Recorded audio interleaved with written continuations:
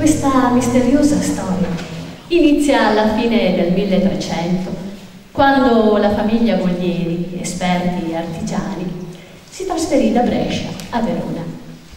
La sua magistrale manifattura conquistò la nobiltà con preziosi arredamenti nei palazzi signorili. Col ricavato dell'intenso e creativo lavoro, la famiglia Boglieri cominciò ad acquisire terreni qui nella bassa provincia veronese. Terre incolte o di poco valore, ma ricche di storia, giacché ivi sorgeva l'antichissima città di Carpanea. 150 anni dopo, le vicende della famiglia Boglieri si intrecciarono con quelle della famiglia Canossa. Flashback. 1104. La Granduchessa Matilde di Canossa, convalescente nel castello di Nogara, redige testamento, lasciando parte delle sue terre all'abbazia di San Benedetto Polirone. Alla morte di Matilde, i fraticelli di Polirone si videro piovere dal cielo quell'inattesa ricchezza e con essa la gioia di poter attuare il motto benedettino ora et labora nei nuovi campi da coltivare, specialmente a riso.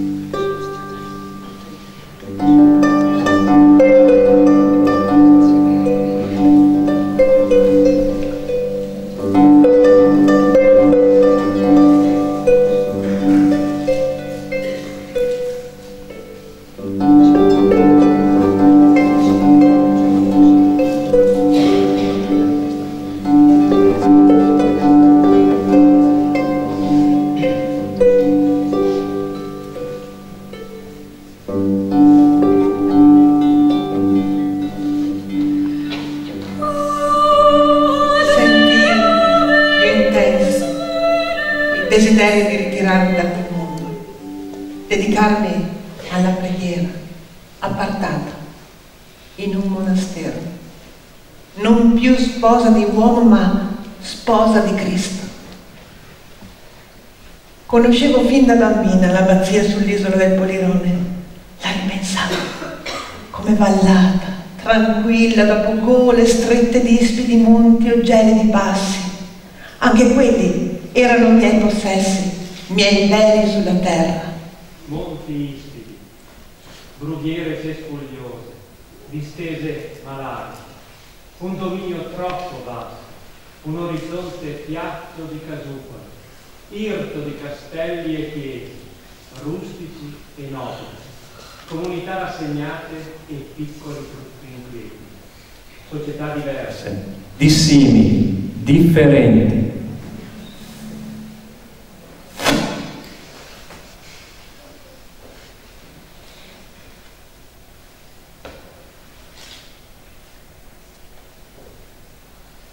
Nell'anno del Signore 1104, io, Matilde di Canossa, convalescente nel castello di Nogara, lascio in donazione all'abate Alberico del Polirone di San Benedetto Po i possedimenti di Bastion San Michele con la chiesa di San Michele di Cotornione, dove sorge anche la torre fortificata. Lascio inoltre gli altri possedimenti lungo il Tartaro e in pertinenza la chiesa di San Biagio nel villaggio di Casaleone.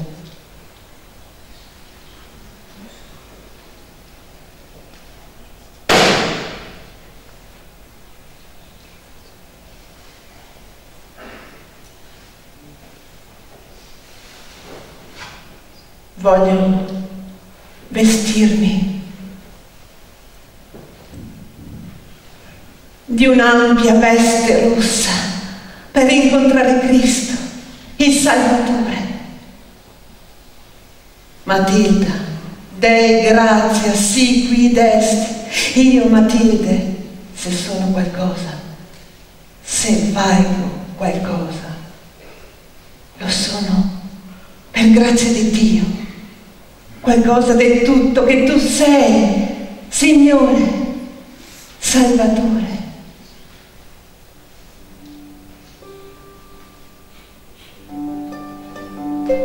Signore, quanto resta dell'attesa?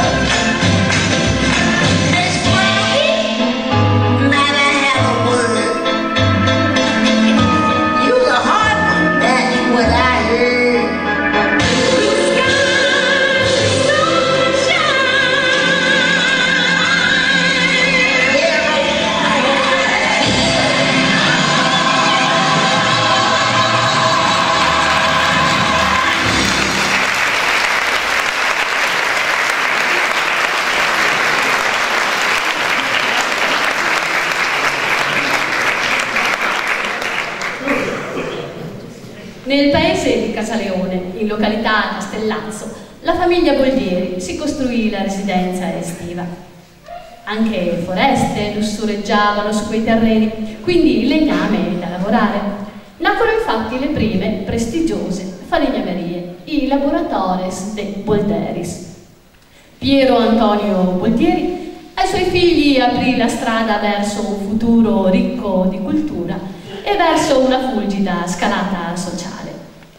Nel 1430 il figlio Gerardo si laureò in medicina, divenendo un luminare apprezzato presso le corti di tutta Europa. Nel 1460 egli acquistò perfino quelle terre che il monastero di Polirone aveva ereditato da Matilde di Canossa. Finché qua, tra il veronese e il mantovano, cadeva questo ed altro, a Venezia si narrava l'inquieta vicenda amorosa fra la bella Desdemona ed il suo moro, Otello.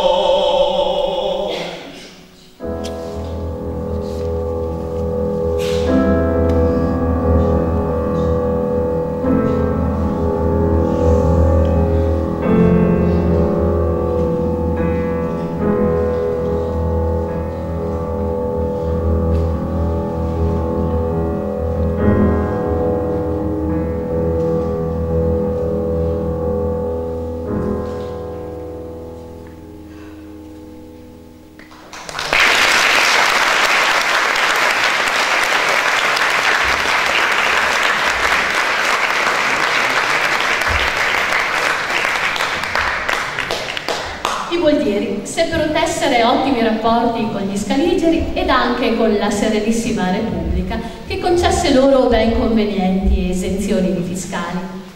Nel 1500 i possedimenti boldieri costituivano una specie di piccolo feudo. Nel 1570 il pronipote di Gerardo Boldieri, che portava il suo stesso nome, ottenne il titolo di capitano dello stendardo del duca di Urbino e del Serenissimo Impero Veneto. Egli incarnava l'ideale del nobile gentiluomo di campagna, colto, ricco, dedito ai propri interessi e ai propri possedimenti fondiari. Gerardo Boldieri, junior, amava viaggiare e conoscere nuove realtà. Fu proprio durante un suo viaggio nel centro Italia che egli incontrò un originale drammaturgo inglese, tale William Shakespeare.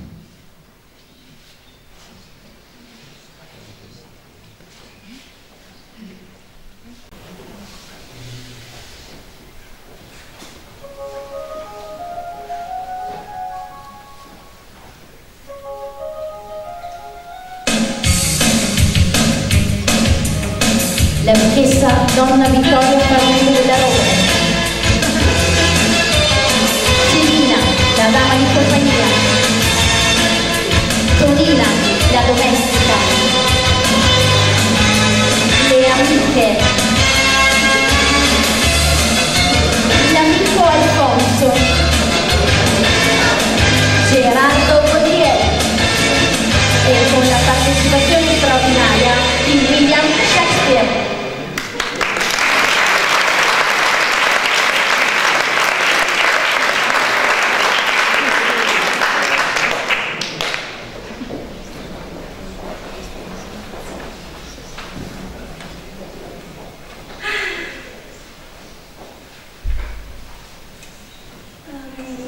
Romualdo, conte magnifico della Valle Incantata.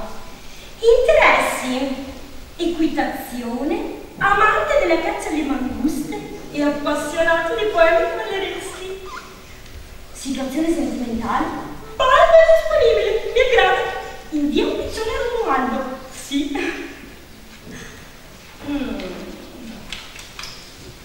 Osvaldo, duca di Bosco Antico del Noce. Interessi: botanica, osservazione di volatili asiatici e ricambio molto veloce. Situazione sentimentale: in una relazione complicata.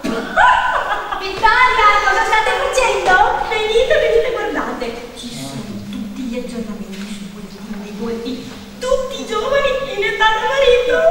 Oh, Rodolfo Ruspante e Zappolo Duro. Ma chi? Il figlio dello stagliere? Quello che è andato con il cugino della sarta della Perpetua del paese? Esatto, proprio lui. Che poi Perpetua.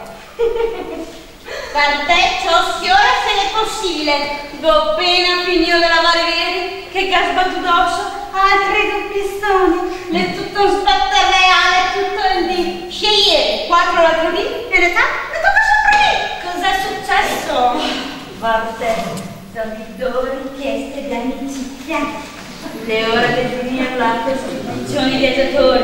Le ore che le cosina famiglia invece stare in curiose. A casa mia, a casa lei.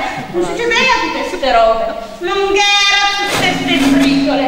Neanche sto carnevale. Adesso basta con queste storie. Avanti, dammi qua. Gerardo Boldieri. Oh, guarda, è di Verona. Di Verona ciò? Lui? Lo conosco? Faceva la sua pittura. Ah, sì, ciò. Anche somiglia al dottor che conosciamo. Sicuramente la sono tu. E se siamo preciso, se hai il carattere del grande Gerardo, all'ombrò un centro, ma tu che lo conosci? È di famiglia benestante. Porco, e deve anche di che campi? Oh, sentite qui. Riconoscimento dell'Università di Bologna. Brando Torcio! Titolo di capitano dello stendardo del duca di Urbino e del Serenissimo Impero del Veneto. continuate, mi incuriosisce. Interessi: leggere, curare i beni fondiari della famiglia. Si diletta nel comporre poemi d'amore e suonare la violonda. E mi fa la serenata. E la Tomiccione che mi porta?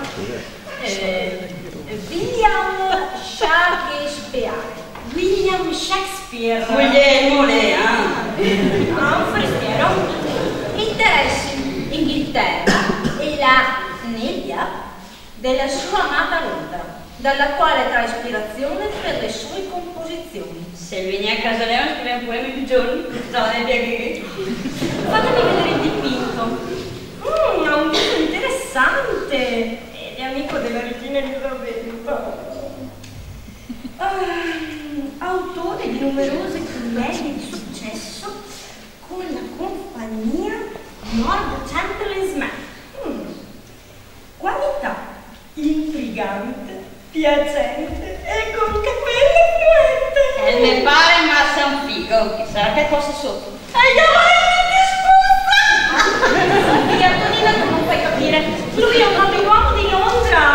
Allora, sa niente da fare questi pizzoni. Gli mando 3 volte e confermo l'amicizia. O io dico in figlia. Rimanda subito i piccioni con questo messaggio. Gelmina, scrivete. Gentilissimo. No, anzi no. Illustrissimo. Ma nemmeno. Gentiluomo. No, ma che. Gelmina. Ma caro, guarda mia, bene. No, troppo banale. Sentite, fate così. Va molto di moda in questi tempi. Evento Tea Party. Ma dove vai? Avete tutti pazzi e mi vado. Ma no, cosa hai capito? Si tratta di un invito per l'ora del tè. È in inglese. Uscita con le Londra si è catta bene. E continuiamo. Tra 2 giorni, quando verrà domenica, la signoria vostra è attesa a Palazzo Farnese della Rovere. Partecipa all'evento? Sì? No? E forse? Speriamo che vai.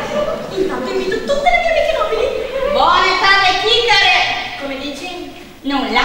Vado a cucinare la ciccheria.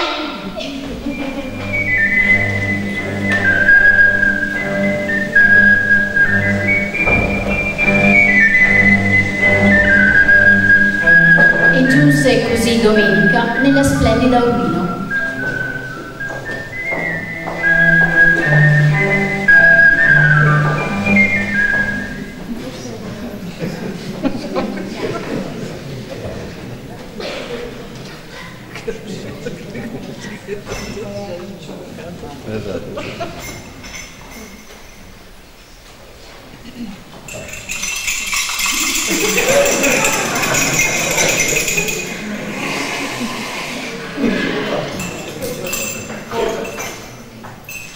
Oh, grazie mille Vittoria per l'invito.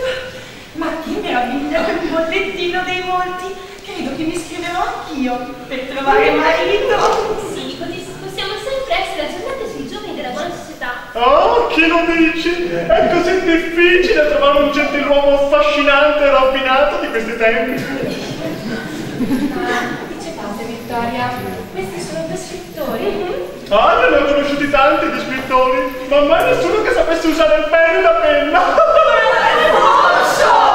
Vediamo di vedere che aspetto hanno. E sono proprio curiosa. Sì, anche perché il capello Porco, me la son piena di pizzoni che si chiamate che cavallo! E signore illustrissime, è arrivato. Aspetta, che do da presentarti? Excuse me, è qui il tea party? Ti parli? Ancora l'ultimo arriva adesso che dà degli ordini! Fatto, oh via, rangere! L'ora del tè. Sì.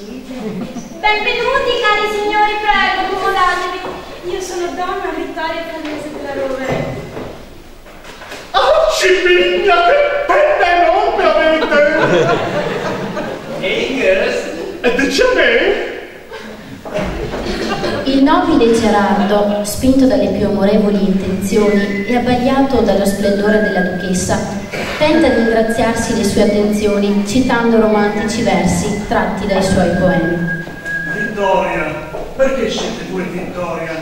Anche se non vi chiamaste Vittoria, conservereste lo stesso la vostra intatta bellezza. Ma il baldo William Shakespeare, sentendosi trascurato dalle attenzioni della nobildonna e ritenendolo un affronto, decide di dar lustro anche lui alla sua propria abilità poetica. Oh! I vostri occhi, anzi no, è come il mare, cioè le stelle nel cielo. Sarà l'emozione, o meglio il blocco dello scrittore, ma il poeta inglese non riesce a trovare nessuna parola per colpire la nostra duchessa, che si mostra invece piacevolmente colpita dalle parole del timido Gerardo. La rosa, anche se non si chiamasse rosa e non avesse più le spine, conserverebbe lo stesso il suo profumo. Come voi Vittoria, anche se non vi chiamaste Vittoria, conservereste lo stesso la vostra bellezza. Ah, però, very good. Sentite, amico, siete molto bravi in quel che scrivete.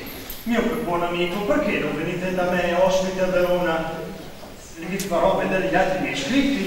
Voi che siete così uomo di mondo, potrete darmi qualche consiglio. Sa, di recente ho scritto una storia su due giovani amanti di Verona che...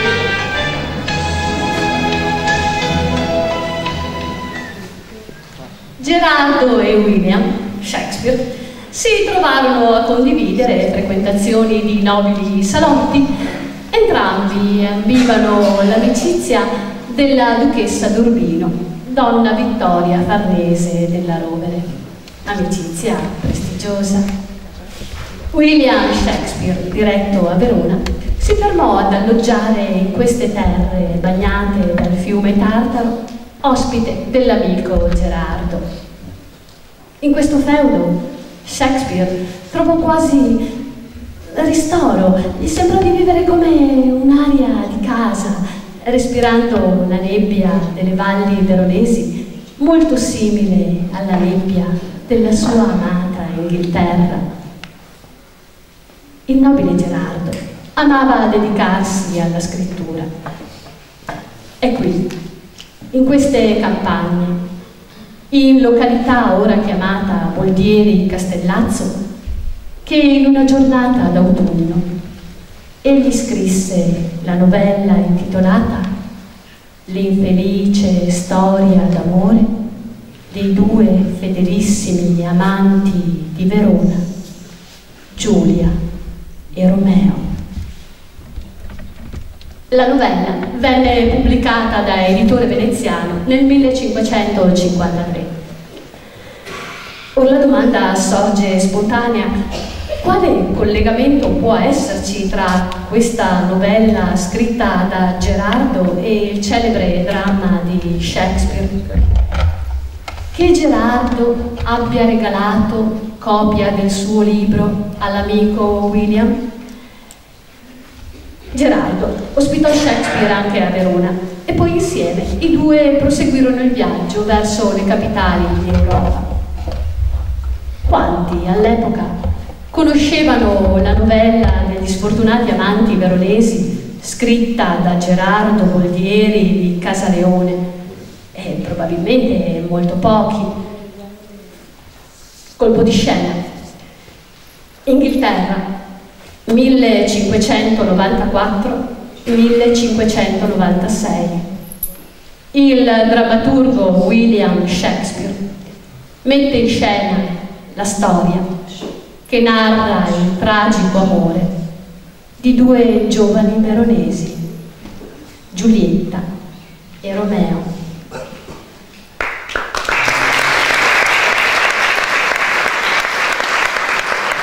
Nella bella Verona, due ragazzi si incontrano per caso, basta uno sguardo ed è subito amore.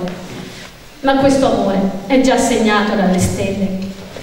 Romeo è il primogenito della famiglia Montecchi, acerrima nemica della famiglia Capuletti, la cui erede è la bella Giulietta. Ma in fondo, cos'è un nome? I due innamorati a dispetto dell'odio delle loro famiglie, scelgono di ascoltare il loro cuore e si sposano. Il fato però non li vuole felici. A poche ore dal matrimonio, Tebaldo, cugino di Giulietta, uccide Bercuzio, il migliore amico di Romeo.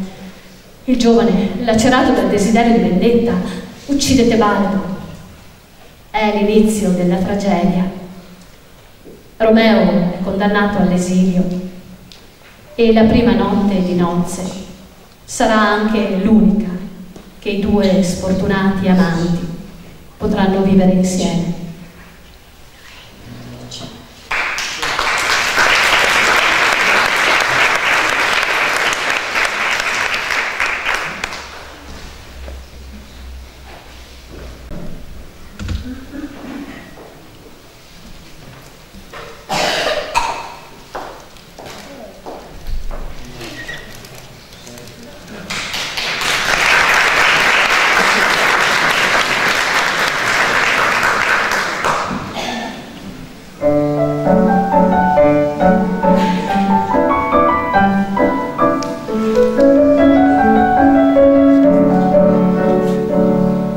Bene,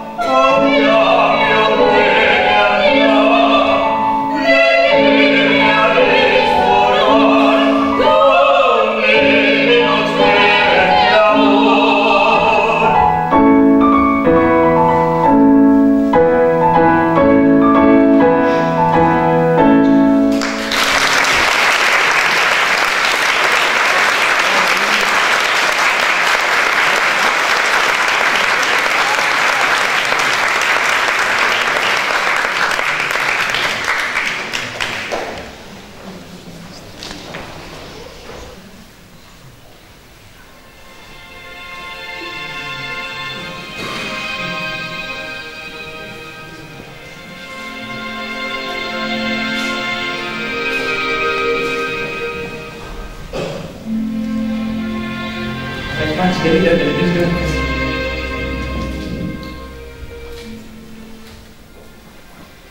Così. Quale luce esce da quella finestra?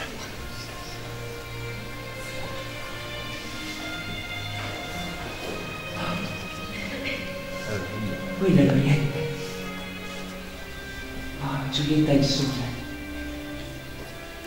Oh, sorgi bel sole e uccidi questa luna invidiosa che già impallidisce e trema il pensiero che tu possa essere molto più bella di lei.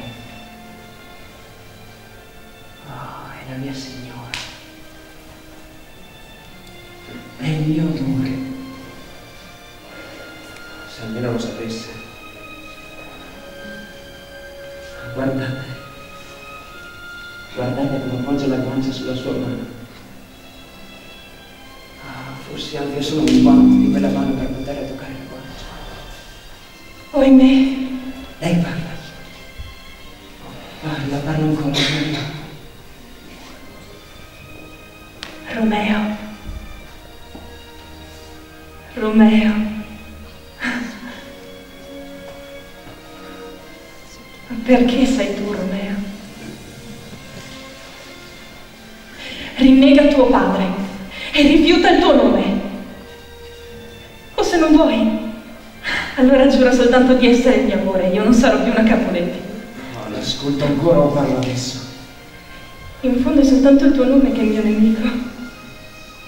Cessando di essere un Montecchino rinuncerai a te stesso. E che cos'è un Montecchio? Non è una mano, né un piede, né un braccio, né un viso.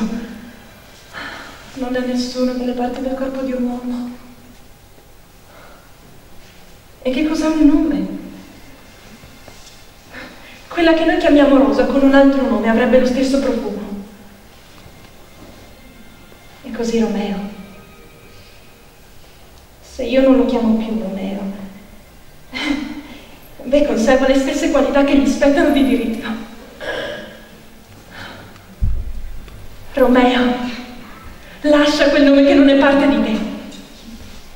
Ed in cambio ti darò tutta me stessa. Guarda, mi prendi in parola.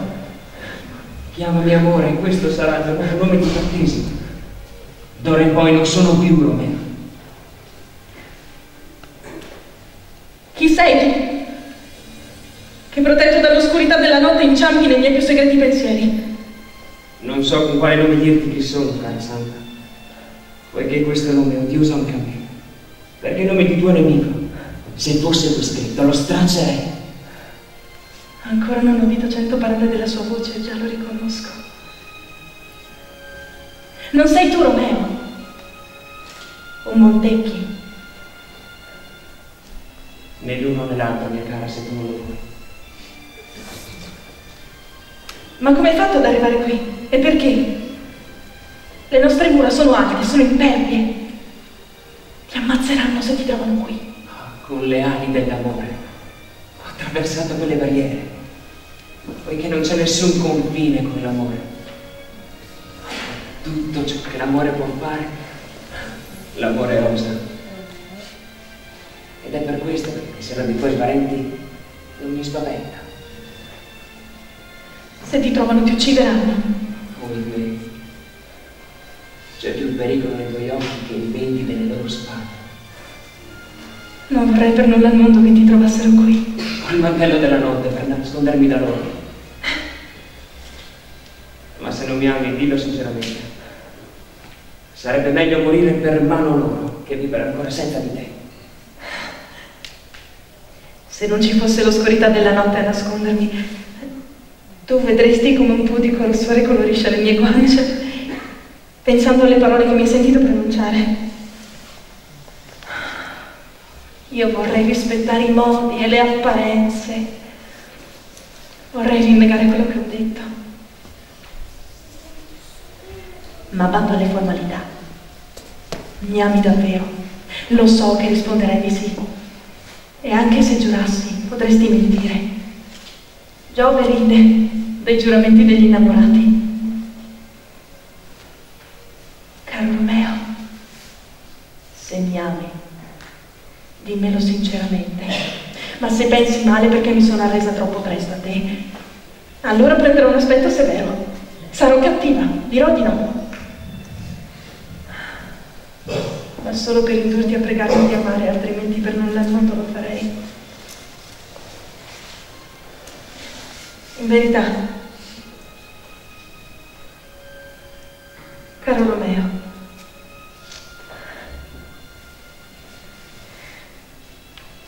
io sono pazzamente innamorata e la mia condotta potrebbe sembrarti leggera.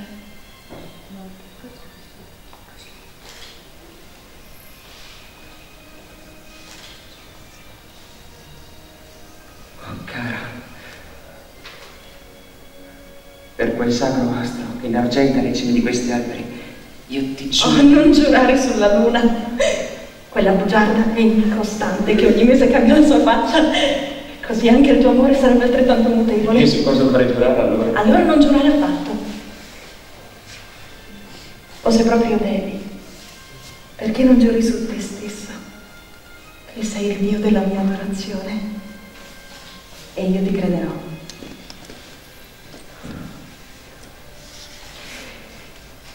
Sono diletta fiamma che mi arde nel cuore. Ma taci, taci.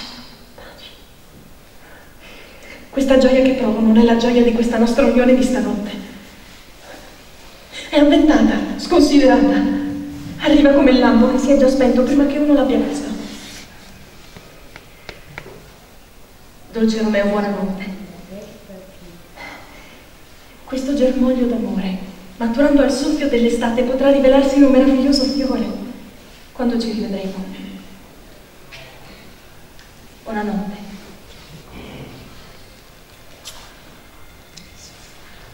E vuoi lasciarmi così insoddisfatto? E che soddisfazione vuoi avere da me questa notte? Ma quella di poterci scambiare un'eterna promessa d'amore. Ma io la mia te l'ho già data prima che tu me la chiedessi. Giulietta? Giulietta! Aspetta qui un momento, torno subito. Fortunata notte. Ho paura che essendo notte questo sia solo un sogno. Tanto dolce e lusinghiero da non poter essere nemmeno vero. Romeo, ancora una parola, dolce Romeo, e poi buonanotte davvero. Se i tuoi propositi sono onorevoli e il tuo scopo è il matrimonio, fammi sapere domani tramite una persona che ti manderò dove e quando celebreremo il rito, e deporrò il mio destino ai tuoi piedi e ti seguirò, mio Signore, in capo al mondo. Giulietta! Eccomi! Ma se invece vuoi ingannarmi, abbi pietà di me. Giulietta! Rinuncia e lasciami sola con il mio dolore. Sulla mia anima. 1000 volte buonanotte.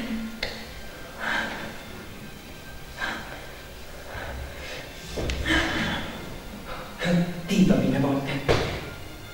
Mi privi della tua luce. Si va verso l'amore come gli scolari scappano dai libri. Mandar via dall'amore è come ritornare a scuola. Romeo! A che ora ti mando a chiamare domattina? Manda verso le 9. Non mancherò. Oh, mi sembreranno 100 anni fino ad allora. Buonanotte. Buonanotte. Separarsi era appena così dolce che ti direi addio fino a domani.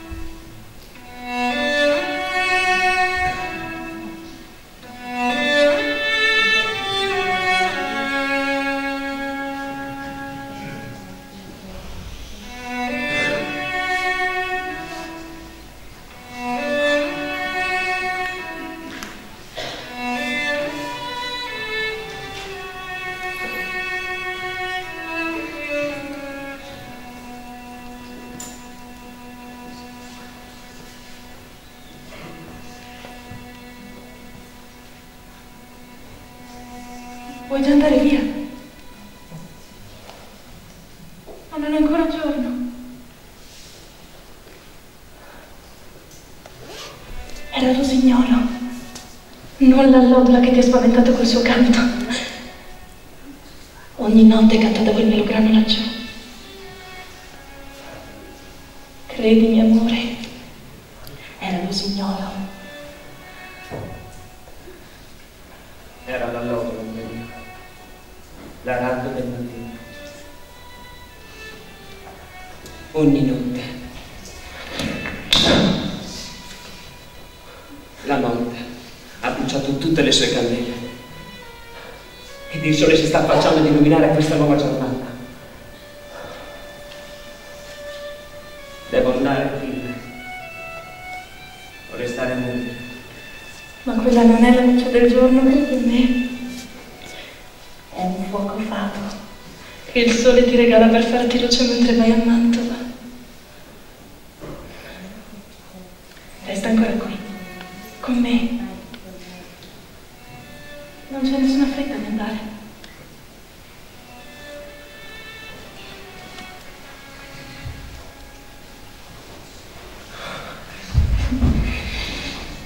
Mi prendono amore, mi mettono a morte. Ho molto più voglia di restare che di andarmene via. Morte, sì, la benvenuta, Giulietta la vuole. Dirò che quel chiarore laggiù non è la luce del sole, ma il pallido riflesso della luna, e che non è l'allodola quella che sta cantando sopra le nostre teste. Giulietta, parliamo ancora? Non è ancora giorno.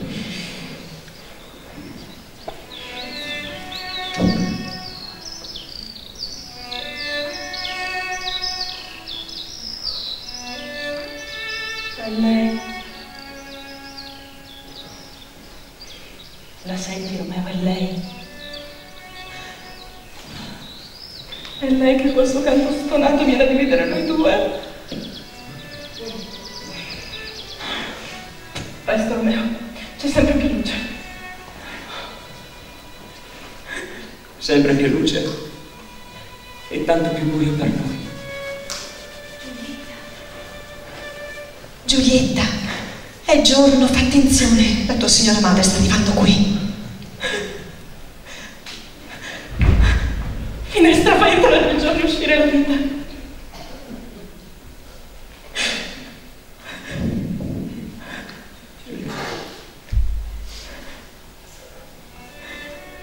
Ancora un bacio e poi scendo.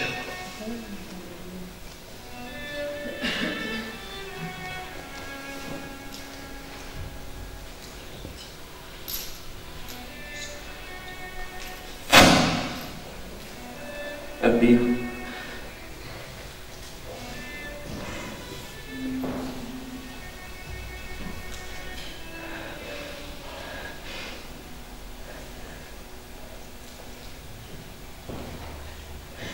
E così te ne vai. Amore mio sposo, mio amico, mio tutto.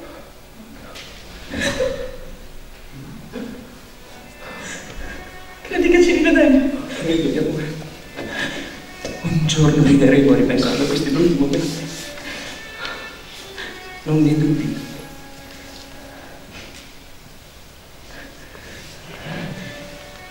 Addio.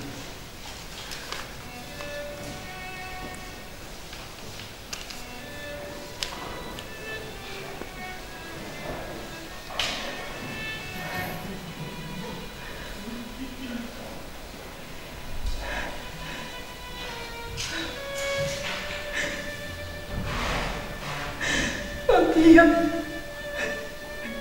Laggiù dove sei mi sembri come un cadavere in fondo alla tomba. Credimi, amore. Andrà tutto bene.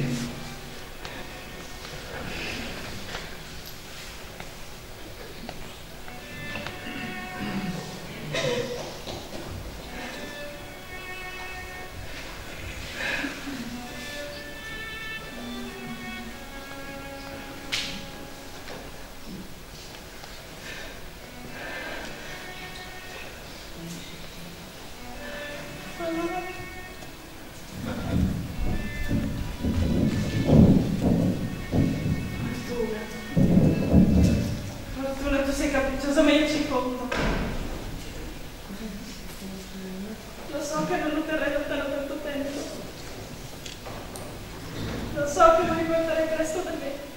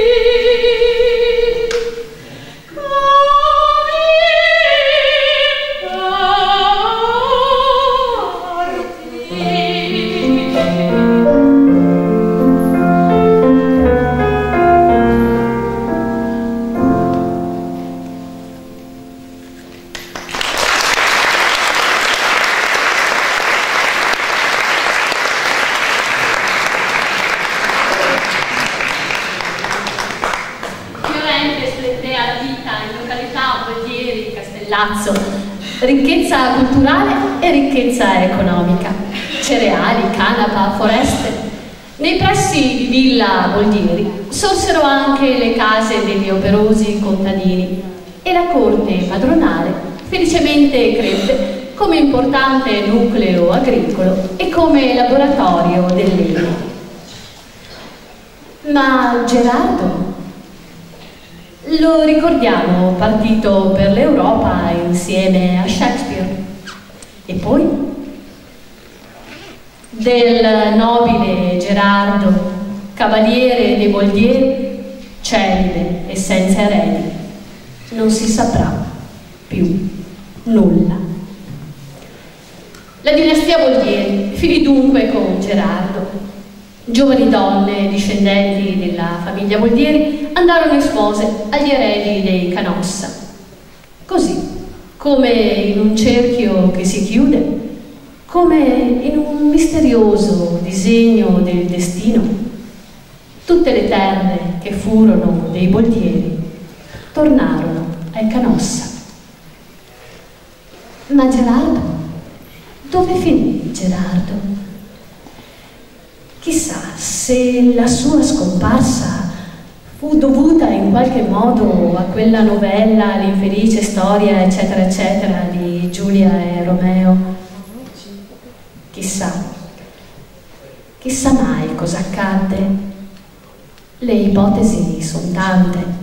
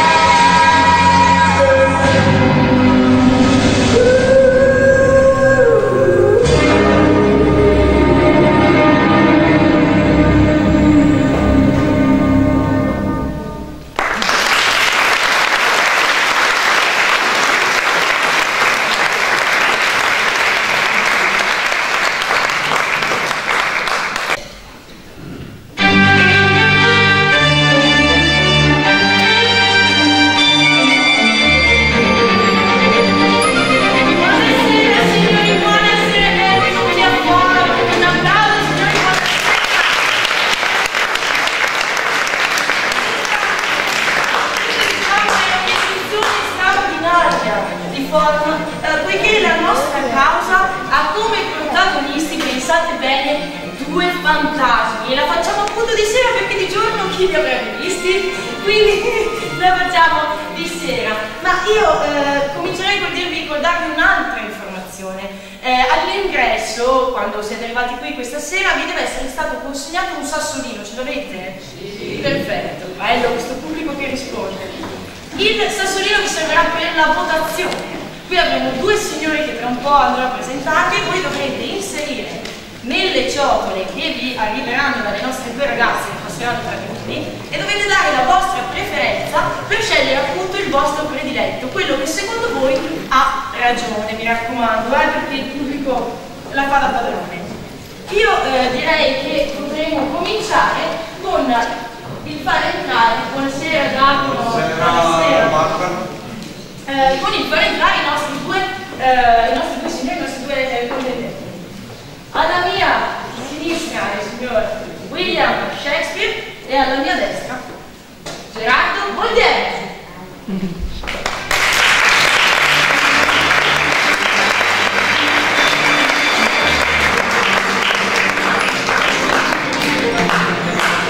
Direi altro tempo, Adelina, facciamo entrare il giudizio. Signori in piedi, signori in piedi.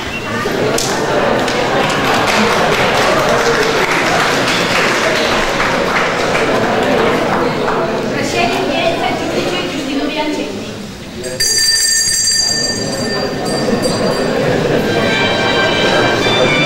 Buonasera, comodi. Chiedo scusa, venuto dalla ferramenta. Un po' di silenzio. Allora, abbiamo la causa dei signori Boldieri Gerardo e Shakespeare Guglielmo. William, Sir Giudice. William. Yam Boldieri, prego. Allora, signor giudice, io sono qui per verificare la paternità della mia opera che mi è stata indebitamente rubata dal signore qui presente. Ma siete pazzo? Un momento per favore. Che opera avrebbe rubato di cui presente il signore Shakespeare? Io ci ho detto, riferisci amore dei 2 fedelissimi amanti di Verona, Giulia e Romeo. Non l'ho mai sentita. Ora conosciuta come Romeo e Giulietta. Ah, il famoso capolavoro di Shakespeare. Lo sanno tutti, ha scritta lui. Of course, lo sanno tutti che l'ho scritto io, caro Gerard. Quello che tutti non sanno è che io lo pubblicai nel 1553 tramite un editore veneziano, molti anni prima dell'opera di questo anno, che credevo un amico. Lei come si difende, signore, da questa accusa? Innocente. Io ho semplicemente da alcuni ritratti che ho visto durante il nostro viaggio a Verona, è stato tu stesso a volere impostare chiedermi consiglio, sì, ma non ti ho mai detto che potevi né appropriartene, né farne spunto, né banalmente copiarne. Ma che copiare? Queste sono tutte delle mie consigli, turbamenti del mio cuore. L'ho visto quelle voci, tutte le voci. L'ho visto mica il giorno che romava tra le carte che là. E ma quanto mi avessi detto ti parti. Mi sono ritornati a pompa. E stando al muro. Signor, chi è lei? Che c'entra in questa storia? È la mia serva. Io sono donna Vittoria Farnese della Rovere e questi 2 gentiluomini mi vennero a palazzo per corteggiarmi. Li avevo invitati io per tutti i fatti. Anco, avevo da parte, questa povera a finire. Silenzio in aula! Signor Boldieri, è vero quello che dice la signora? Ricevetti un piccione quel giorno, andai là e lì conobbi il signore. Mi sembrava così di nobile aspetto che mai avrei pensato che l'interesse per la mia opera fosse stato solo per rubarmela. Pensavo fosse un amico. Ma io lo sono, cosa ti fa dubitare? Fatto sta che il giorno in cui tu sei partito per la tua amata Inghilterra, nessuno ha più visto né me né il mio quaderno degli appunti. Obiezione, vostro onore, questa è diffamation. Ma diffamazione di che? Hai guadagnato sulla mia pelle e io dovrei continuare a stare zitto. Già sono morto e sepolto. Signor Boldieri, posso sapere in che modo è venuto a mancare? Non lo so, lo chieda lui. Di nuovo obiezione, vostro onore. Io non so nulla e non so perché questo Sir si ostina a dare a me la colpa della sua scomparsa. Allora, se ho capito bene, lei, signor Boldieri, ha scritto un'opera che si chiama L'infelice amore dei due fedelissimi amanti di Verona, Giulia e Romeo. Me lo conferma? Sì, signor giudice. E lo pubblicò nel 1553 da un editore veneziano. Sì, proprio così. E quindi sostiene che il signore qui presente si sia indebitamente appropriato dell'opera, facendola propria. Assolutamente sì, signor giudice. E per far ciò abbia ucciso lei in modo misterioso. Credo proprio di sì. Mi avrà avvelenato e poi pugnalato come i suoi amanti, anzi i miei. Ma signor giudice, si metta nei miei panni, come faccio a sapere? E lei come si dichiara? Innocente. Io non ho rubato nothing e non ho ucciso nobody. Tutto quello che ha detto il Sir è una calunnia, una bugia costruita solo per scredittarmi.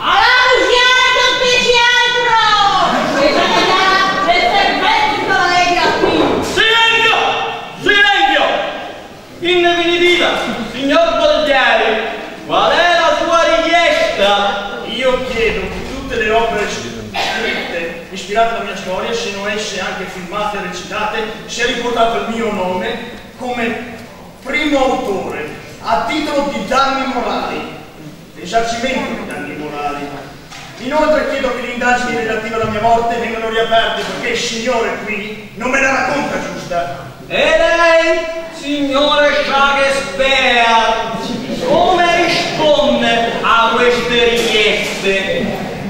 L'opera resta a nome mio, visto che è farina nel mare bene e che tutti la conoscono come Mai, e della sua volta non so nothing. Comprendo. Ho elementi sufficienti. Posso andare di là a attaccare il quadro. Mi ritiro per deliberare.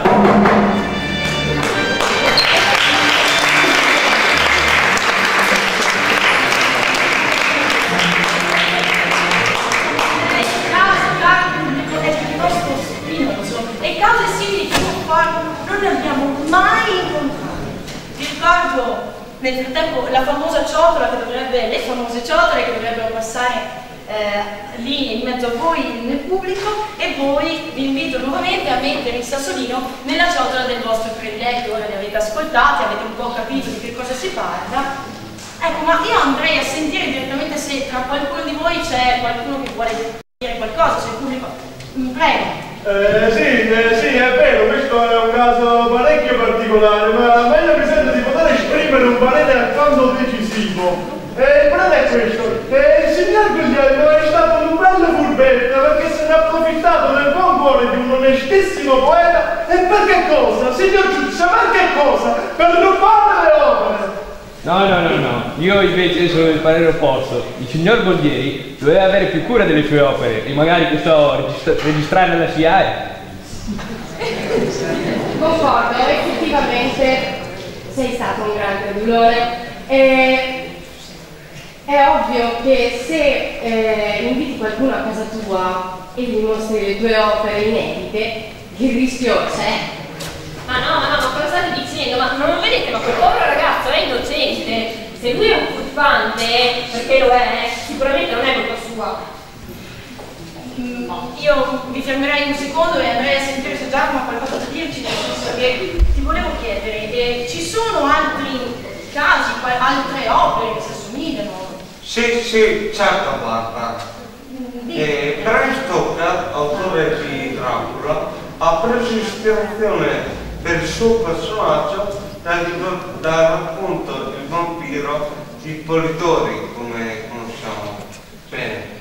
Ma anche nella musica succede questo. Per esempio, la canzone dei Who stai con me assomiglia molto molto alla canzone Il mondo di frutta candita di Gianni Morandi, per citarne alcune ad esempio, ma perfino Albano citò Michael Jackson in giudizio per plagio. Michael Jackson, veramente? Sì, Michael Jackson. Ma torniamo dal pubblico, sentiamo se qualcun altro ha qualcosa da dire, prego. Mi reggo le vedere questo visto, mi che sarà? E lei, duchessa, che ha conosciuto entrambi, ha qualche osservazione da fare, lei? Se proprio mi devo esporre, quando ospitai questi due gentiluomini a palazzo, il signor Shakespeare non era poi così romantico, o meglio, ci provava, ma dalla sua bocca uscivano solo frasi contorte, di cui o non gli piaceva abbastanza, o non è quel poeta che noi tutti crediamo. È riuscito invece a stupirmi il buon Gerardo. Sì, in fondo c'è qualcuno che ha qualcosa da dire, prego. Secondo me il signor Voltieri non ce la racconta giusta. Il signor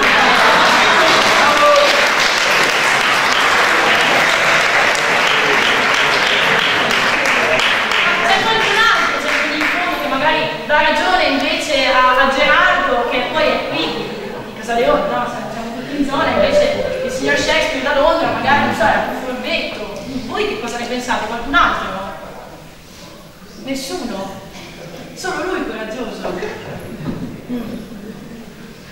Vabbè, io vi dico, Shakespeare ha scritto molte altre opere, è vero anche questo, e da questo possiamo dedurre che effettivamente non sia proprio uno sprovveduto, no, in materia di poesia. E chi te dice che non le abbia copie tutte? Io cantando con la serva, sì. Un attimo. Chi è che ha ucciso Boldieri allora? E come soprattutto? È morto? Ma signora, me ne da me, che par, se fosse ancora vivi dal 1500 con tutte queste telaride, e se ne faceva provincia, là!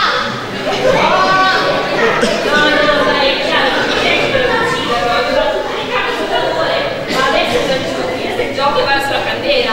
Sì, ti ha fregato l'opera, ti ha fregato. Ma voi credete che sia un ciarlatano, Shakespeare? Una capra? Signori, scusate, mi dispiace interrompervi, ma il giudice credo sia pronto al momento di conoscere il verdetto, e soprattutto anche di conoscere il vostro verdetto, perché io vedo le ragazze che arrivano e io vorrei chiamare qui con me, davanti a me, la bilancia.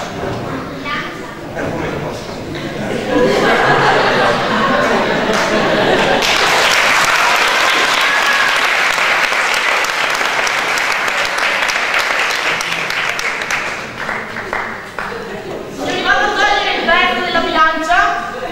Pronti? Avanti. Signori, direi la bilancia.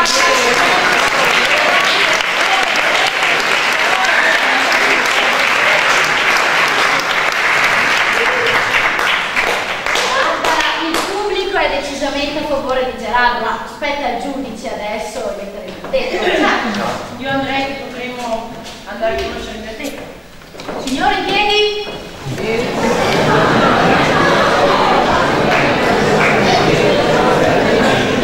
Ascoltiamo la sentenza del giudice Giustino Bilancione.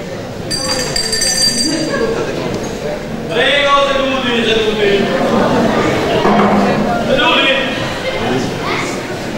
Ho avuto un piccolo contrattempo di là quando mi hanno saputo il mio compaesano che ho sentito nelle file. Buonasera. Grazie al cielo qua non c'è sta solo la polemica.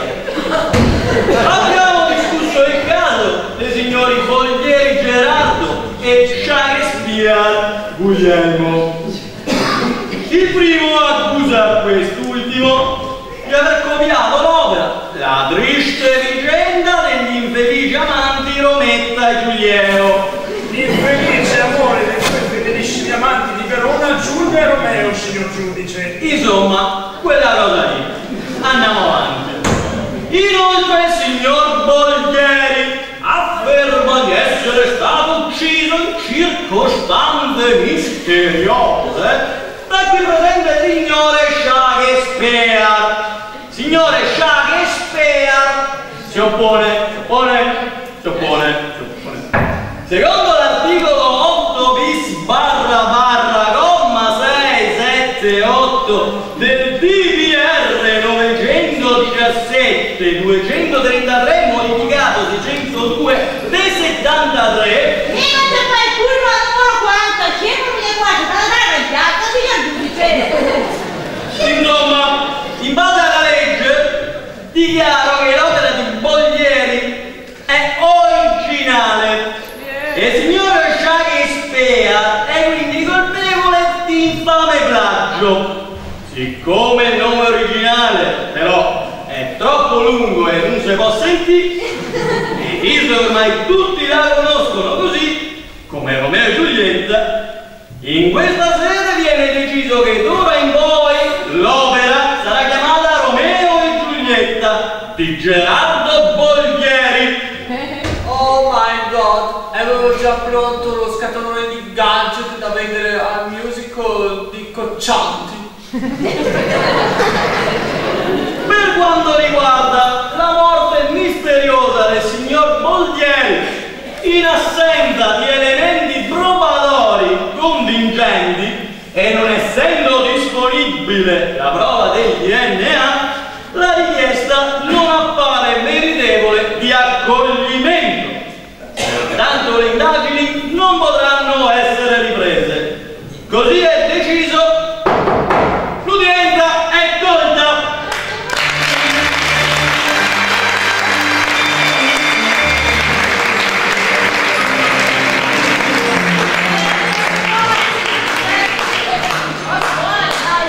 Vuoi dire che sarà ricordato le altre opere che ha scritto? Non lo so, ad esempio l'Otello, ammesso che sia sua questa. Ecco, bene, direi che... Non finisce qui. Vuol dire che le indagini relative alla mia morte me le riapro da solo e ci rivedremo qui tra qualche anno. Bravo, se volete meglio così e affide il spirito con mia si parti!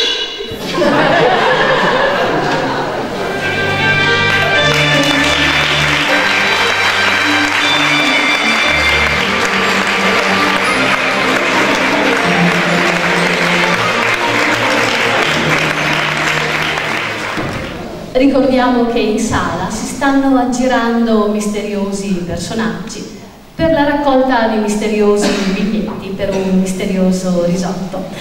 Grazie a voi, illustre popolo di queste nobili terre, grazie per le ipotesi qui suggerite, ma quello della scomparsa del nobile cavaliere Gerardo Boglieri resta tutt'oggi un mistero ancora aperto.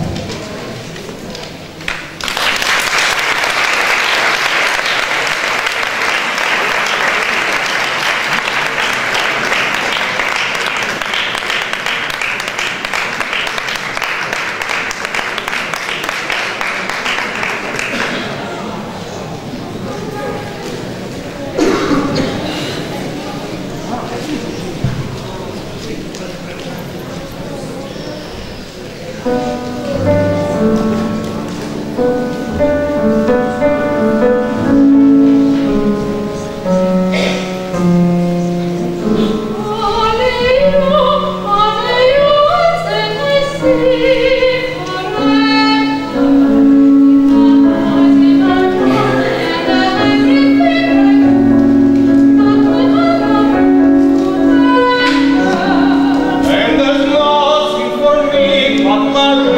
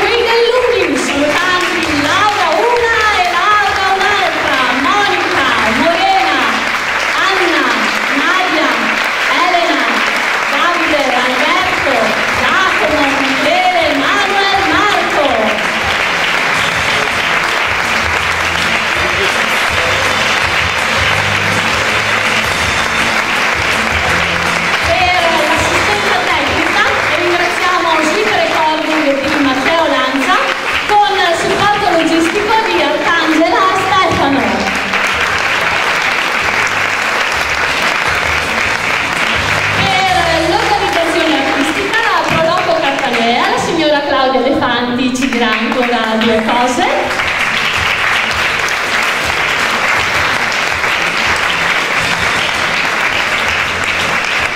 Io, che sono Fiammetta, ringrazio voi gentile pubblico, augurandovi un buon proseguimento di serata e soprattutto buon mistero.